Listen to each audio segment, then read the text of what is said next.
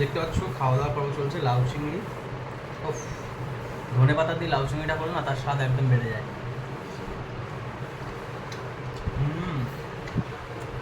দেখো লোটে মাছ, লাউ চিংড়ি, ভাত, শসা, লেবু।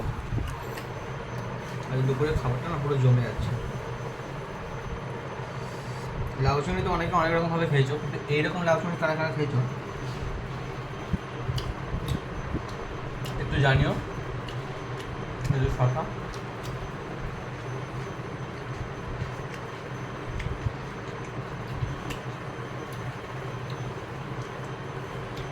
মাঝে মাঝে চিংড়ি পড়ছে, দারুণ।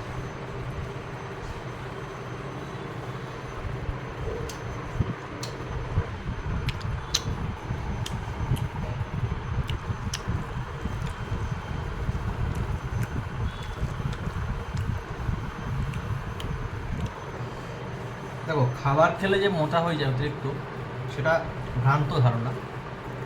ব্যাপারটা যে তুমি কোন খাবারটা খাচ্ছ, কতটা পরিমাণে খাচ্ছ, সেটাই ডিপেন্ড করছে। অধিক ক্যালোরিযুক্ত খাবার খেলে তোমার শরীরে তো তুমি মোটা তো হবেই, তাই সবসময় ক্যালোরি কমযুক্ত খাবার খেতে হবে। যেমন লাউটা এমন একটা সবজি, ক্যালোরির মাত্রা কম থাকে, পেট ঠান্ডা করে। গরমের সময় লাউ জুড়ি মেলা ভাত। তাই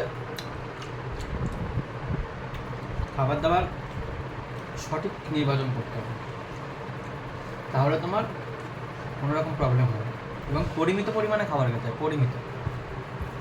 অধিক পরিমাণে খাবার খেলে তো তুমি মোটা হবেই।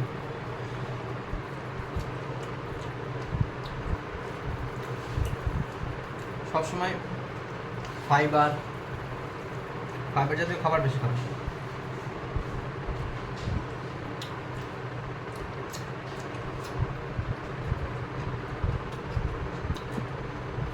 রেগুলার খাবার যদি একটু শসা থাকে আরও ভালো।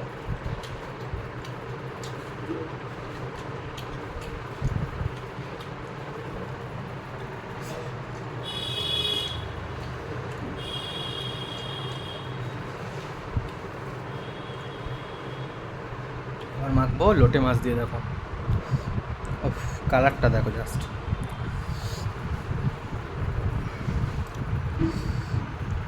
এই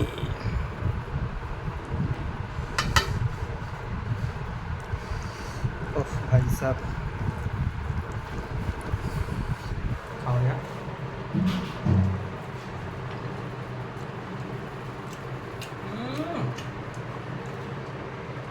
পুরো ছিটকে গেলাম, আবার ঝাল হয়ে গেছে।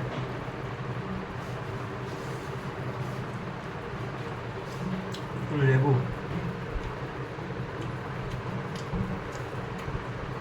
লোটে মাছের রেসিপিটা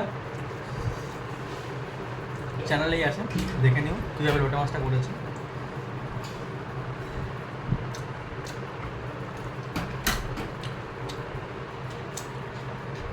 আমরা লোটে মাছটা 2-3 রকমভাবে খাই।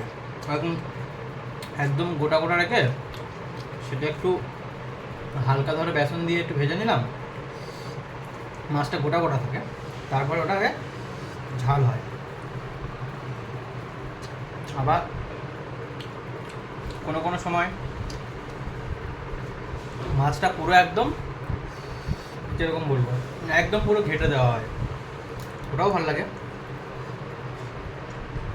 ব্যাপারটা হচ্ছে লোটে মাছটা এমন একটা জিনিস তো, তুমি আমাকে যেমন করেই দাও, ও আচ্ছা।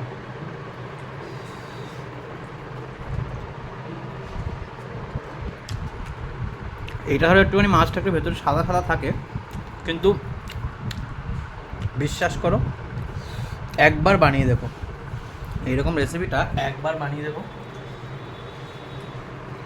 যদি খারাপ হয় তখন বলো যে হ্যাঁ রেসিপিটা সত্যিই খারাপ। ব্যাপারটা হচ্ছে লোটে মাছ না আমার খাওয়াটা একটু বেড়ে যায়, মনে হয় দুবার তিনবার খাই। দেখো প্লেট পুরো ফাঁকা, আর ভাত নেব না, এটাই এনাফ। মাছটা একটু ঝাল হয়ে গেছে, ঝাল লাগতে। তো চলো আজকের ব্লগটা এই পর্যন্ত। পরবর্তী ব্লগের জন্য চোখ থাকুক শুধুমাত্র কলের কলকাতার ইউটিউব চ্যানেলে, আর অবশ্যই তোমাদের সহযোগিতা সাপোর্টটা একটু দিও। Thank you.